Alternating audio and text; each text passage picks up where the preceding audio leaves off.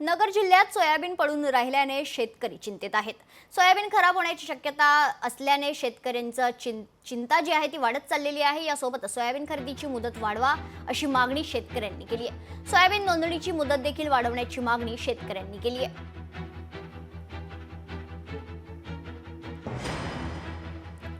तो सोयाबीन खरेदीची मुदत वाढवण्याची मागणी आता सर्वच स्तरातून होत आहे। अशातच शेतकऱ्यांची चिंता वाढतच चालली आहे। सोयाबीन खराब होण्याची शक्यता असल्याचं वर्तवत शेतकऱ्यांनी चिंता व्यक्त केली आहे। यासोबतच नगर जिल्ह्यात सोयाबीन पडून राहिल्याने शेतकरी चिंतेत असल्याचं पाहायला मिळतंय।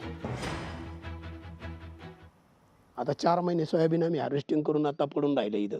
साधारणपणे 20 ते 25,000 रुपये त्याला काढण्यापर्यंत खर्च येतोय एकरी आणि त्याचं उत्पन्न 35-40,000 रुपये होते। 10,000 रुपये फक्त त्याच्यामध्ये राहतात आणि ते बी वेळेला जर सगळे भाव हमी भाव व्यवस्थित जर राहिला तर भेटतात पैसे।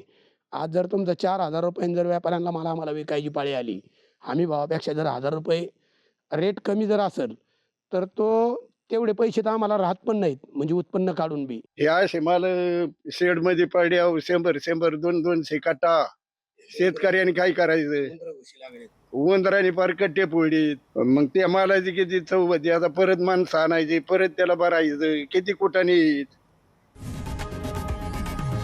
लोकशाही मराठी ऐका, पहा, जागरूक रहा।